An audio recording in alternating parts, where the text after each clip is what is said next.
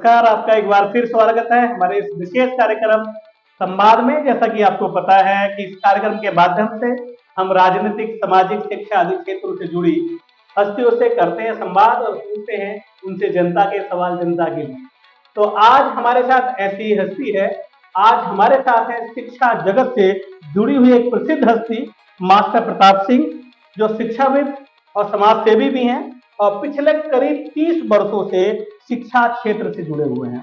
बात करें तो मुरादाबाद जनपद के बिलारी में ताराचंद इंटर कॉलेज नगलिया शाहपुर के प्रधानाचार्य हैं। तो ऐसी हस्ती हमारे साथ है, मास्टर प्रताप सिंह सर। आपका बहुत बहुत स्वागत है हमारे इस विशेष कार्यक्रम में। आपने कीमती वक्त दिया, बहुत बहुत धन्यवाद जी। सर, जैसे कि पता है कि हमारे इस कार्यक्रम का शीर्षक है संवाद, जनता के सवाल, जनता के लिए। आप शिक्षा क्षेत्र से जुड़े हुए हैं, तो मेरा पहला ही सवाल आपका शिक्षा से क्षेत्र से जुड़ा हुआ है सर। शिक्षा क्षेत्र की अगर हम बात करें तो आज की स्थिति के बारे में सबसे मैं पहले आपसे पूछना चाहूँ। आज की स्थिति ये है पवन जी कि जो शिक्षा है, पुरानी शिक्षा और आज की शिक्षा में नया अंतर, जैसे जैसे टेक्नोलॉजी की तरफ बढ़े हैं, जी जी जी तो आजकल टेक्नोलॉजी का युग है जी और बच्चों को हम उधर ही ले जाएं टेक्नोलॉजी साइड में, जी जी तो बेहतर रहेगा, जिससे उन्हें रोजगार परक शिक्षा मिले जी और रोजगार से बच्चे जुड़ें। और रोजगार परक यदि शिक्षा मिलेगी तो बच्चे जो है बेरोजगार नहीं होंगे नहीं। और अपने पैरों पर खड़े होंगे, अपने परिवारों को सही से चलाएंगे वो और आगे बढ़ेंगे। जी जी यही आज की स्थिति होनी चाहिए। जी और पुरानी नीतियों में काफी बदलाव हुआ है शिक्षा जगत में। शिक्षा के क्षेत्र में पहले से परिवर्तन भी आया है जी और पहले प्रोफेशनल कॉलेज कम थे, आज की डेट में बीसीए, एमसीए बहुत परिवर्तन आया है, नए नए कोर्सेज आए हैं, जिससे हमारे बालक विदेशों में जाके भी अच्छे पैसे कमा लेते हैं जी जी। और नौकरियां बढ़िया मिलती हैं उन्हें और अच्छी लाइन हासिल करते सर, अगर मैं बिलारी की बात करूँ, खासकर मुरादाबाद जनपद में बिलारी की, तो ये अगर मुरादाबाद जनपद की भी बात करें हैं। तो आप कितना अंतर देखते हैं पिछले, क्योंकि 30 वर्ष काफी लंबा समय होता है शिक्षा क्षेत्र से जुड़े हुए हैं आप, तो क्या बदलाव आपने देखे इन 30 वर्ष? 30 वर्षों में बदलाव, अलग अलग सरकारें आई, जी जी अपनी अपनी प्राथमिकताएं रहीं। जी 30 वर्षों में जो बच्चों का समझने का पॉइंट था, जैसे पहले बच्चा शिक्षा के ऊपर काफी मेहनत करता था, जी जी आज की डेट में बच्चा जो है कम मेहनत में ज्यादा करने की कोशिश कर रहा है। जी जी उसे मेहनत ना करनी पड़े और मैं ज्यादा हासिल कर लूं, ये उसके अंदर आज की जिज्ञासा और सोच है। जी और पहले क्या था, पहले बच्चा जो है किताबों के प्रति जागरूक था, आजकल बच्चा जो है किताबों से कम जुड़ाव रख के वो ये सोचता है कि मुझे कम से कम मिले और उसमें मैं जा मतलब एकदम पॉइंट टू पॉइंट मिले और वही लिखे आऊं और उससे पास हूं। ये परिवर्तन आज के बच्चों में। अगर सर हम बात करें अ, शिक्षा में काफी आपका 30 वर्ष काफी लेकिन लंबा जी समय होता है, तो शिक्षा के साथ साथ में समाज सेवा में अगर हम बात करें तो आपका काफी योगदान रहा है। जी। तो मैं आपसे पूछना चाहूंगा जी। कि क्या समाज सेवा के तौर पर आपने अभी तक आपका योगदान क्या रहा है? मेरा योगदान ये रहा, मैं सन 93-94 से जब ट्यूशन पढ़ाने बैठा था, जी जी तो मैंने मेरी एक प्राथमिकता रही, गांव से जुड़ा हुआ व्यक्ति था, गांव और गरीब को लेकर चला मैं। जी जी किसान वर्ग के बच्चे पढ़े मुझसे जी और मजदूरों के बच्चे। जी मैंने हमेशा गरीब बच्चों को प्राथमिकता दी आगे बढ़ाने की, जी उन्हें समझाया, समय समय पे ऐसे दिशा निर्देश दिए कि भाई तुम पे करने के लिए है क्या, शिक्षा के अलावा कुछ भी नहीं है। उसका असर मैंने देखा कि बच्चों पे बहुत बड़ा असर पड़ा और बच्चे आगे बढ़े। अच्छा, मैं आज इतने लंबे समय में बहुत बच्चे अध्यापक बन गए, जी जी बहुत सरकारी एम्प्लॉइज, कोई पुलिस में चला गया, कोई कहीं, सब सेट हो गए, कुछ बिजनेस में चले गए और वो आज भी इस बात को कहते हैं कि गुरुजी आपका बहुत बड़ा हम पे मतलब आभार व्यक्त करते हैं मेरा, कि आपके समझाने का बहुत बड़ा असर है। अच्छा, मैंने सर मुझे क्योंकि कंफर्म है आपके यहाँ कई सारे गरीब बच्चे हैं और बच्चियां हैं, उनको आप बहुत नाज पढ़ाते हो बच्चों तो को, ऐसे ही पढ़ा देते हैं। अब गरीब बच्चियों की मैं आपको बताऊं, आज जब से स्कूल खुला है 2001 से, जी तो जिन बच्चियों के पिता नहीं, जी।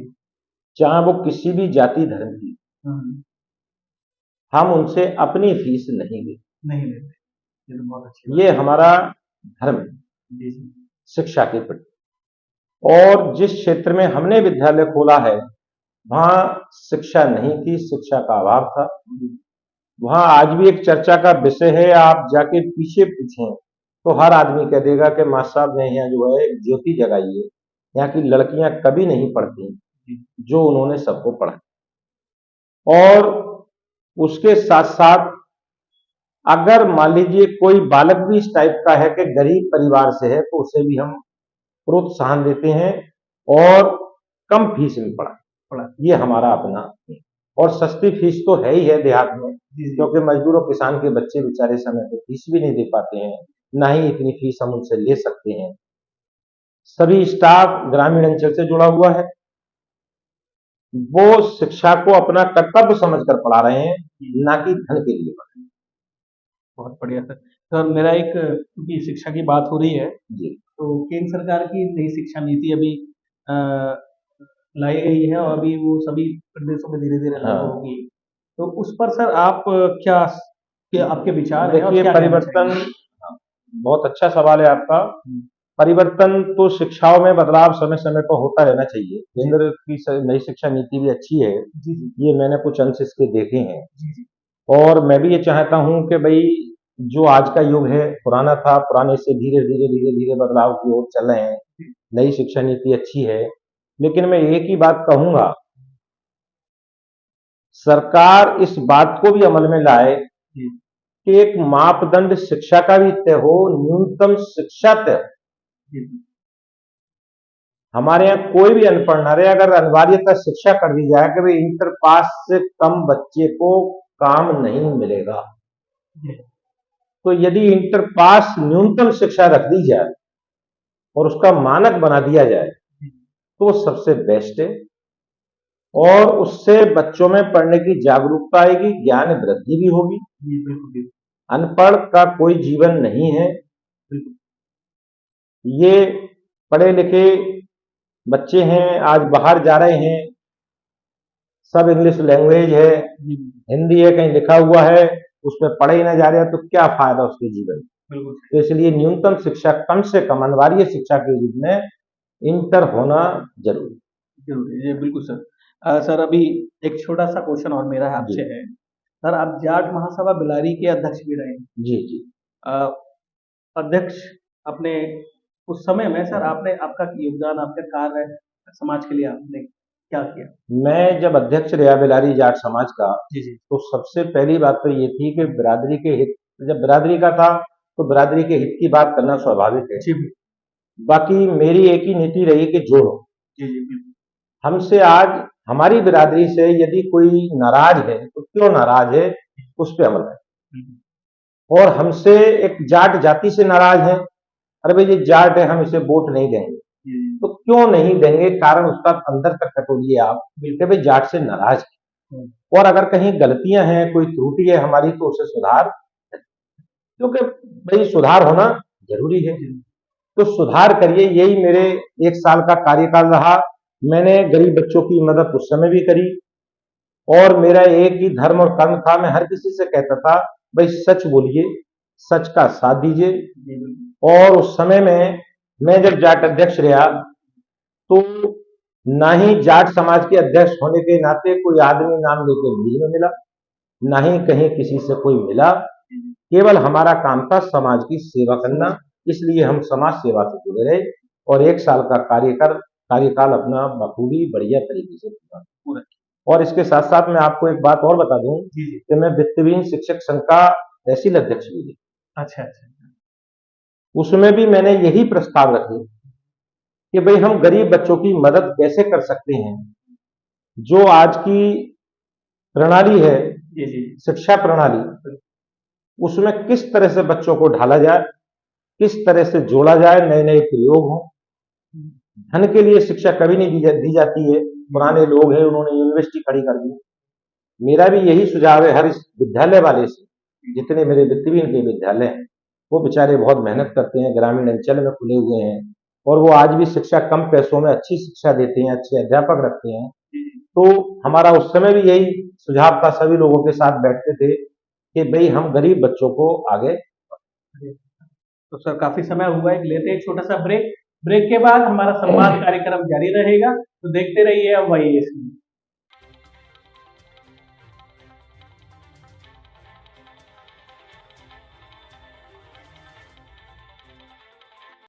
ब्रेक के बाद आपका एक बार फिर स्वागत है हमारे इस विशेष कार्यक्रम संवाद में। मेरे साथ जुड़े हुए हैं शिक्षा क्षेत्र से एक प्रसिद्ध हस्ती मास्टर प्रताप सिंह। सर आपका एक बार फिर स्वागत है। बहुत बहुत धन्यवाद जी। सर मेरा एक क्वेश्चन एक आपसे रहेगा। अभी आपने बताया कि वित्तविहीन संघ के आप तहसील अध्यक्ष रहे विद्यालयों के, तो सर वित्तविहीन विद्यालयों तथा शिक्षकों के अगर हम सरकार से अपेक्षा की बात करें तो सर क्या आप सोचते हैं इस बारे में?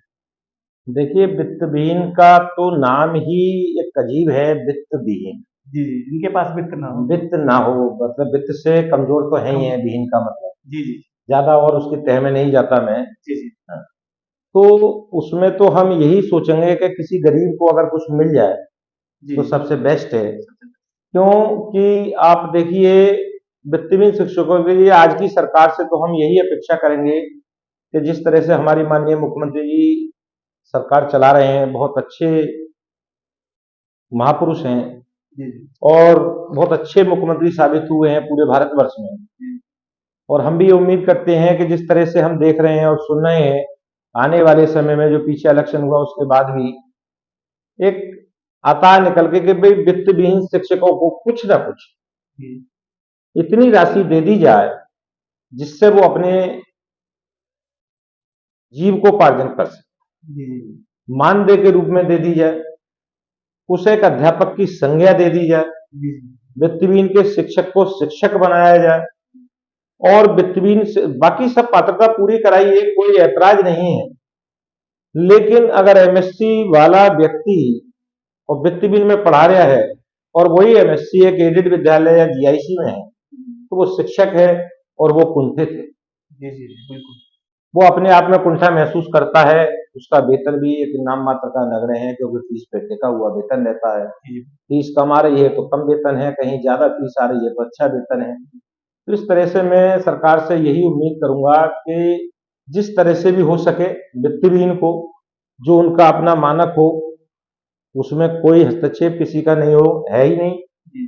चाहे तो वो सनवाइज ले लें, विद्यालय के मानक के आधार पर पूरा करें, अध्यापक की पात्रता पूरी देखें और उसके आधार पर उसे जो है एज ए शिक्षक एक नियुक्त करें, जिससे कि वो अपना जीवन सही से चला सके। उसे एक मानदेय के रूप में कम न्यूनतम राशि भी एक ऐसी निर्धारित हो जिससे जो उसे लगे कि हाँ मुझे कुछ सरकार दे। अब जैसे अभी कोरोना काल हुआ, वित्तविहीन शिक्षक को कुछ नहीं, सबको सब मिला। या उसका मान लीजिए आप देखिए कि सरकार बीमा कर दे, बिल्कुल एक कोई छोटे बच्चे हैं, भविष्य में जब वो शादी लायक होंगे उस पर क्या रहेगा वित्तविहीन। आज यहाँ एज ए मजदूर है बेचारा, क्या है। तो एक सैलरी जो एक हमारे सरकार की होती है मजदूरी की भी, अगर उसे भी देखा जाए तो वो भी लगभग 15,000 रुपए बैठती है। तो हम मानते हैं कि भाई अगर 15,000 ही एक शिक्षक को दे दिया जाए तो कम से कम कुछ उसके आंसू पूछेंगे। एक सरकार और कैसी व्यवस्था बनाई जाए जो वो शिक्षक अपने आप को गौरवान्वित महसूस करे और वो ये सोचे कि मैं भी एक शिक्षक, जबकि काम पूरे करता कॉपी जांचने भी जा रहे हैं। आप देखिए भाई उससे योग्य व्यक्ति कॉपी जांचता है तो काम बाकी तो सब पूरे ही हैं। जी जी जी। तो उसे कुछ ना कुछ तो मिलना चाहिए। उससे बेरोजगारी भी दूर होगी और सरकार की तारीफ भी होगी। और हमारी सरकार आज की डेट में भाई सक्षम सरकार है और मैं तो जितनी तारीफ हो सकेगी तारीफ करूंगा सरकार। नेक्स्ट क्वेश्चन यही है मेरा सरकार से जुड़ा हुआ। शिक्षा से क्षेत्र से अगर जोड़कर देखें तो उत्तर प्रदेश सरकार के कार्य को कैसे देखते हैं? मैं उत्तर प्रदेश सरकार के कार्य को अच्छी श्रेणी में ही देखता हूँ जी।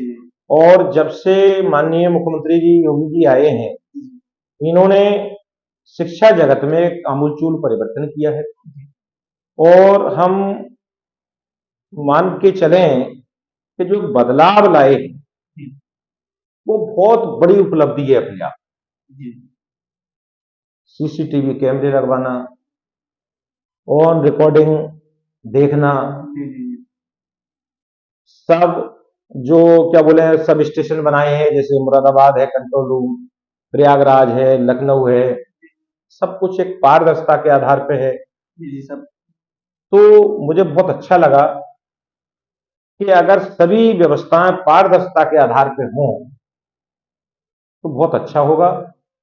और स्कूल वाले भी सब तारीफ करते हैं इस बात की जी, कि जब से माननीय मुख्यमंत्री जी आए हैं एक बहुत बड़ा आमूल परिवर्तन शिक्षा हुआ क्षेत्र में है हुआ शिक्षा है। के क्षेत्र जी, जी। मेरा सर एक और है क्वेश्चन। मेरा क्वेश्चन है सर शिक्षा से जुड़ा हुआ है। हम बात करें क्योंकि पहले अगर यहाँ भारत की बात करें तो पहले प्राचीन हमारी परंपरा रही और में। जिसको हम गुरुकुल परंपरा बोलते थे, जी गुरुकुल की। उसके बाद में अंग्रेज है, मेघालय की शिक्षा नीति अभी तक हम पढ़ रहे हैं। तो अगर हम देखें तो गुरुकुल परंपरा और ये मेघालय की जो शिक्षा नीति है, उसमें आप अगर आप देखेंगे तो आप क्या उसमें मैं कहना आपको चाहेंगे? हाँ, बहुत अच्छा सवाल है आपका साहब। मैं बहुत बहुत धन्यवाद जी। जी, और मैं कहूंगा कि इसमें एक बहुत बड़ा अंतर मैं आपको बता, गुरुकुल शिक्षा हमारे यहाँ सतयुग द्वापर त्रेता में चली आ रही है, जी, कलयुग में भी स्टार्टिंग में थी। जी, गुरुकुल शिक्षा से हमें संस्कार मिलते थे जी, जो ऋषि मुनि शिक्षा देते थे, जी, और वो हमारे सनातन धर्म के आधार पे जुड़ी हुई थी। सनातन धर्म से जुड़ी हुई होने के नाते वहां कर्म योगी बनाया जाता, कर्म कैसे किया जाता जी, है ये पद्धति हमारे यहाँ। जी, और वैज्ञानिक युग आज तो है ही, लेकिन पुराना भी वैज्ञानिक। जी, आप देखिए जब हम भगवान राम की बात करते हैं तो वो कहते हैं कि तीर उससे निकलता था तरकस से और वापस आ जाता था। तो आज वही टेक्नोलॉजी है कि मिसाइल जा रही है वापस आ रही है, टेक्नोलॉजी वही है। जी, जी, परिवर्तन आज का युग है, भौतिकवादी है। जी, वो मंत्र विद्या का बताया जाता था क्योंकि उस समय पढ़ाई लिखाई कम थी, लोग पढ़ने वालों की संख्या कम। तो वो हमारी शिक्षा जो थी गुरुकुल वाली वो संस्कार में शिक्षा। जी, आज की शिक्षा वैज्ञानिक युग में आ गई, संस्कार कम है, कम, जी, संस्कारिक रूप से हम पिछड़े हैं। जी, जी, बिल्कुल पिछड़े। पहले दादा को, पिता को, माता को माता कह के पुकारा जाता था, माता जी, अम्मा। जी, अब नई मैकाले पद्धति हो गई, इंग्लिश मीडियम में आ गए, पापा से पॉप हो गए बिल्कुल। और माँ से मॉम हो गई। जी, बहुत बड़ा अंतर है। हम उससे दूर हो गए जो हमारी एक आधारभूत शिला थी जिससे परिवार हमारा आगे बढ़ता था। परिवार में जो एक दूसरे के प्रति शर्म थी, एक दूसरे के कर्तव्यों के प्रति हमें एक निभाने का वो था, क्या बोले जज्बा था कि हम बड़े भाई के सामने नहीं बोलते थे। मैंने खुद देखा अपने परिवार को, हम लगभग 42-43 साल साझे रहे। हमारे दादा सन 90 में गुजर गए, दादी भी 2012-13 में गुजर गई, लेकिन उसके बावजूद भी न्यारे नहीं हुए हमारे पिताजी और चाचा जी। तो ये बहुत बड़ी एक ऐसी वो थी हमारे घर में जुड़ी हुई संस्कृति के भाई भाई भाइयों में इतना प्रेम था, हम चचेरों तहेरों में प्रेम था, हमारी चाची ताई में प्रेम, मतलब अम्मा में प्रेम था कि एक दूसरे से अलग ही होना नहीं चाहते थे। तो वो संस्कारवान शिक्षा थी। और आज की शिक्षा जो है वो केवल युग बदलने के कारण, मतलब जो मैकाले शिक्षा पद्धति आई है वो कमाने की शिक्षा है, भौतिकवादी में हम जाने, वैज्ञानिक युग में प्रवेश कर गए तो अपने लोगों को भूल गए। बिल्कुल। सर काफ़ी समय हुआ, मेरा एक क्लासमेट सेक्शन है जी आपसे, काफ़ी लंबा समय आपको जी 30 साल मैं समझता हूँ 30 वर्ष बहुत हो गए जी सर। और यहाँ आपकी शिक्षा के क्षेत्र से बात रही हो या समाज जी सेवा से जुड़ी बात रही हो। हाँ, अगर सर क्योंकि आप अगर हम बात करें तो आज हमें प्रतिनिधियों की भी ज़रूरत है जी जी और ऐसे प्रतिनिधियों की भी ज़रूरत है जो शिक्षा की बात करें, जी शिक्षा में बदलाव की बात करें। जी जी तो अगर मैं बात करूँ तो भविष्य में अगर हम एमएलसी की बात करें, शिक्षक विधायक बनने का अगर मौका मिलता है आपको, जी तो सर आपकी क्या प्रतिक्रिया रहेगी? ये तो बहुत बढ़िया क्वेश्चन ऐसा कर दिया कि भविष्य का तो वही पता नहीं, भूत का तो पता रहता है, वर्तमान में भी आदमी सोच लेता है, लेकिन हर आदमी उम्मीदों के सहारे जीता है। उम्मीदों के सहारे ही जन्म होता है, उम्मीदों से ही आगे बढ़ता है। हर किसी की इच्छा होगी कि भाई मुझे फला चीज मिल जाए। मेरे विचार भी होंगे कि भाई मुझे कभी ऐसा मौका मिले जो मैं एमएलसी बन जाऊं। नहीं नहीं सर, लेकिन मैं एक बात कहूंगा, इस समय जो हमारे वर्तमान में एमएलसी हैं माननीय ढिल्लो जी, जी जी वो वित्तहीन शिक्षकों के प्रति जागरूक भी हैं, समय समय पे आवाज भी उठाते हैं। जी जी और हमारा कहने का तात्पर्य यही है कि भाई हम ऐसे प्रतिनिधियों को चुने जो हमारी आवाज। बिल्कुल उठाएगी। और प्रतिनिधि से क्या उम्मीद होती है? प्रतिनिधि से यही उम्मीद होती है कि हमने आपको सपोर्ट किया, जी जी तो आप हमारे बात रखिए। बिल्कुल। सही है तो रखिए, गलत है तो मत रखिए।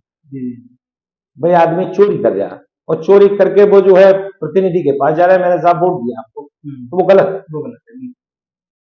उसकी नहीं सुननी चाहिए। लेकिन जो वास्तविकता है आज की, जो वित्तहीन विद्यालयों की स्थिति है, उसके प्रति मेरी बातचीत होती रहती है माननीय ढिल्लो जी से। जी जी जी हमारे शिक्षक एमएलसी हैं जी जी और बहुत सुलझे हुए व्यक्ति हैं वो, जी काफी सुलझे हुए हैं और काफी समय हो गया उन्हें राजनीति में, तो वो समय समय पे बात रखते भी हैं और वो बताते हैं भाई मैंने ये बात देखो रखी है, सदन में भी आवाज उठाई है, लेकिन कितनी सुनी जाती है अब वो भाई ऊपर वाले जाने हैं, जी और कहाँ सुनी जाती है ये मैं नहीं कह सकता, लेकिन वो बेचारे आवाज उठाते हैं। और जैसे अभी पीछे स्कूल वालों का एक थोड़ा सा था, किसी के नाम परिवर्तन या वर्ग परिवर्तन था, विषय परिवर्तन या जेंडर परिवर्तन था, जी लोगों को परेशानी आई, सेंटर लड़कियों का लड़कों में पहुंच गया, लड़कों का लड़कियों में पहुंच गया, तो वो उन्होंने तुरंत चिट्ठी लिखी, इस चीज के लिए, और उनको परिवर्तन कराया। हम तो स्कूल वालों के साथ रहते हैं और भविष्य में हम भी यही उम्मीद करते हैं कि ऐसे ही प्रतिनिधि हों, और भाई अगर नंबर किसी का आए तो वो भी इसी तरह से काम करे। बढ़िया सर, मैंने अभी कई सारा सर्वे किया, उस सर्वे में जहाँ तक नाम आपका आया, तो इसलिए मैं आपके साथ आज यहाँ बैठा हूँ। मैंने बुलाया कि सर के साथ मुझे संवाद करना है।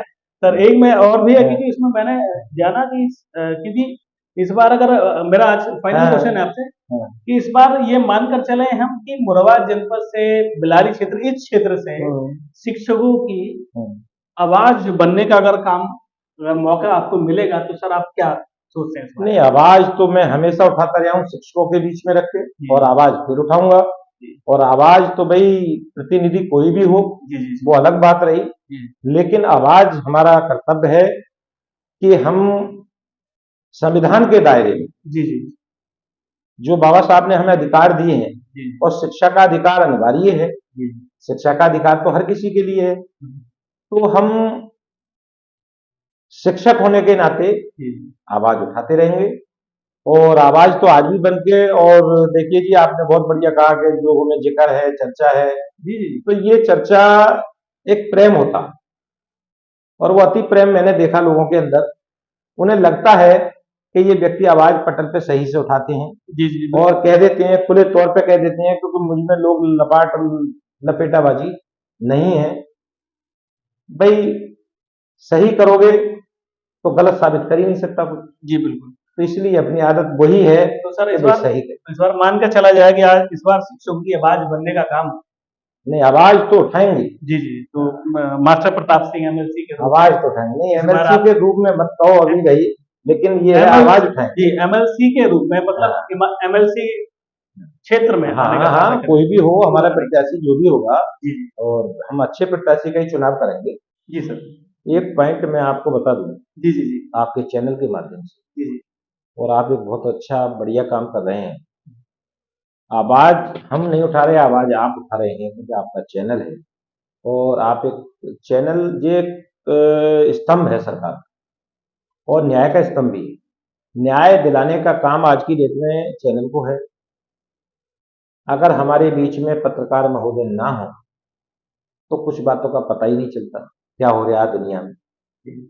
तो आप एक बहुत बड़ी उपलब्धि हासिल करे हुए हैं, और आपके माध्यम से मैं ये बताता हूं और कहता हूं कि कोई भी अगर गरीब की बेटी है, चाहे वो हमारे नजदीक है या नहीं, जी जी किसी भी क्षेत्र में पढ़ती हो, जी और उसका पढ़ने का मन है, जी जी जिसके पिता नहीं है, जी जी पढ़ने से रह रही है, तो मैं ये उम्मीद करके कहता हूं कि उस क्षेत्र में अगर कोई भी विद्यालय वित्तहीन है जी, तो मैं उसका एडमिशन फ्री में ही कर बहुत बड़ी बात है।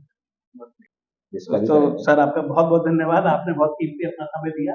तो ये थे मेरे साथ शिक्षा जगत से जुड़े मास्टर प्रताप सिंह सर के साथ हमने बहुत सारी बातें की, शिक्षा क्षेत्र से जुड़ी हुई बात हुई, चाहे वो समाज से रिलेटेड बात हुई या फिर भविष्य में एक प्रतिनिधि के रूप में शिक्षक की आवाज उठाने का कार्य करने के रूप में भी हमने सर से बातचीत की और सर ने और पूरी तरीके से हमें अपनी चीजों को बहुत सही तरीके से रखा।